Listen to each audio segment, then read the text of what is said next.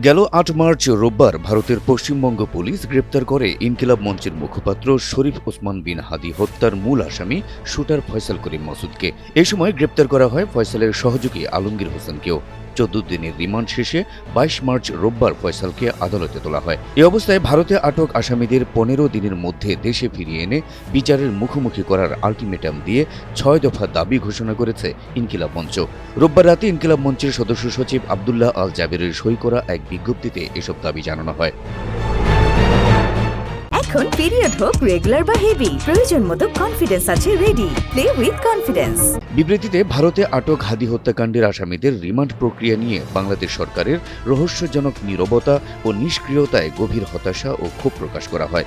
বলা হয়, ভারতের পশ্চিমবঙ্গে ১৪ দিনের রিমান্ড শেষে আসামিদের আবারও ১৪ দিনের পুলিশে হেফাজতে পাঠানো হয়েছে, কিন্তু এই পুরো প্রক্রিয়ায় সরকারের পদক্ষেপ না থাকায় আমরা স্তম্ভিত।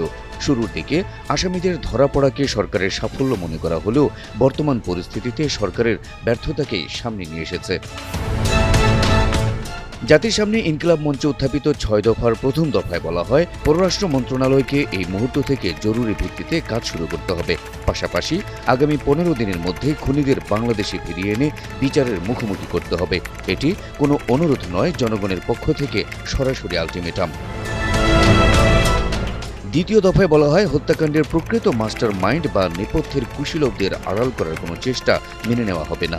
অবিলম্বে উচ্চ পর্যায়ের একটি নিরপেক্ষ বিচার বিভাগীয় তদন্ত কমিটি গঠন করে বিচারের স্বচ্ছতা নিশ্চিত করতে হবে। ইনকিলাব মঞ্চের তৃতীয় দফায় বলা হয়, আসামিরা কিভাবে এবং কাদের মদদে সীমান্ত পাড়ি দিল, গোয়েন্দা সংস্থা ও আইন শৃঙ্খলা রক্ষাকারী বাহিনীর ভেতরে থাকা কোনো ব্যক্তি জড়িত ছিল কিংবা স্থানীয় প্রভাবশালী গোষ্ঠী তাদের সহায়তা করেছে কিনা তা তদন্ত করে অতি দ্রুত নামগুলো জনসমক্ষে প্রকাশ করতে হবে এবং গ্রেপ্তার করতে হবে। এখন পিরিয়ড হোক রেগুলার বা হেভি, প্রয়োজন মতো কনফিডেন্স আছে রেডি। Play with confidence.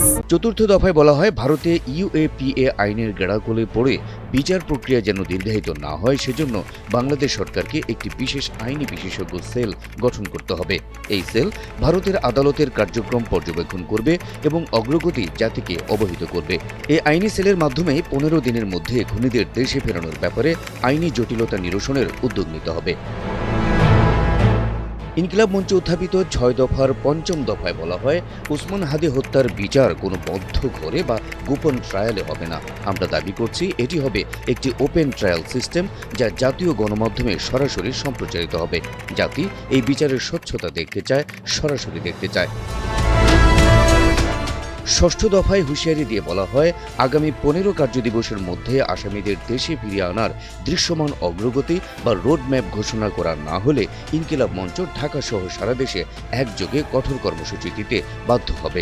রাজপথ থেকে জন্ম নেওয়া এই সংগঠন শহীদের রক্তের সঙ্গে কোনো আপোস করতে জানে না।